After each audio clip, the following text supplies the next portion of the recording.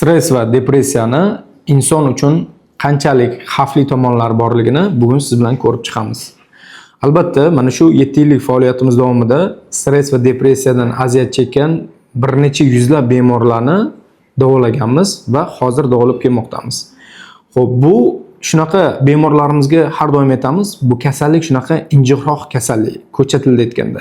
Ya'ni bu tushunarsiz holatlar ham ko'p, fanga ma'lum bo'lmagan tomonlari ham bor va tushunarli bo'lib turib, inson o'zida his qilmaydigan holatlar ham bor.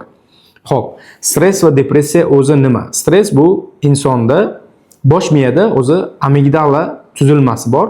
Bu doim ta'sirlanishi natijasida insonda kortizol va adrenalin, noradrenalin gormonlarini qonda konsentratsiyasi doim yuqori bo'lib turishi natijasida amigdala tuzilmasini kattalashishi hisoblanadi. Ya'ni bu tibbiyot tilida gipertrofiya deyiladi. Bu esa insonda qo'rquv, vahima, asabiylik, charchoqlik holatlarini kuchaytiradi. Bu keyinchalik nimaga olib keladi desa, bu bosh miyani boshqa strukturalarga bevosita va bilvosita ta'sir qilib, insonda depressiv holatlarni kuchaytiradi. Ya'ni o'ziga bo'lgan ishonchsizlik, umumiy ishga bo'lgan layoqatsizlik, konsentratsiyaning tushishi, holsizlik, xotira pasayishlari va o'z-o'zidan yig'illar, mana shu holatlar insonni surunkali stress hisobiga yuzaga keladi. Endi buni o'zi mexanizmi qanaqa yoki bo'lmasa salbiy oqibatlari insonga qanaqa desa, boya yuqorida aytib o'tib ketganimizdek, o'sha amigdala tuzilmasi doimiy ta'sirlanishi natijasida insonda stress gormoni qonda yuqori bo'lganligi uchun insonda har doim hadiksirash paydo bo'ladi. Ya'ni uyda yolg'iz qola olmaydi yoki bo'lmasa liftga chiqa olmaydi. O'zi qorong'i bo'ldimi, har qanaqa yurak tez urishi, tez nafas olish, tomoqqa narsa tiqilgandek bo'lish holatlari, nafas yetmaslik holatlari bezovta qilib boshlaydi. Hech qanaqa sababsiz.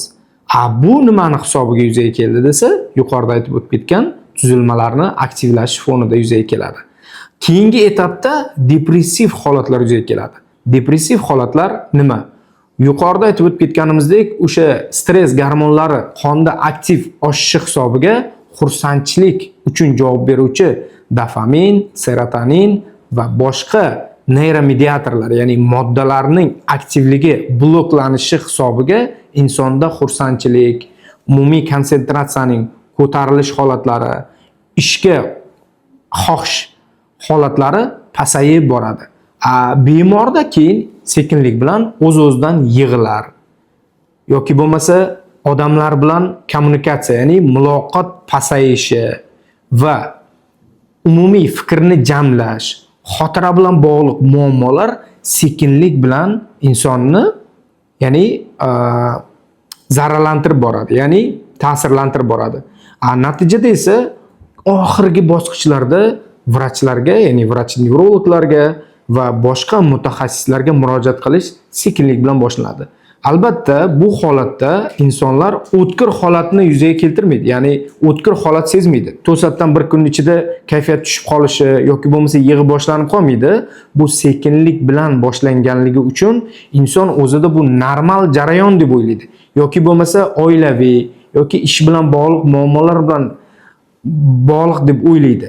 Lekin insonda bu neyrofiziologik va biokimiyaviy o'zgarishlar ketayotganligini vrachlarga borib biladi.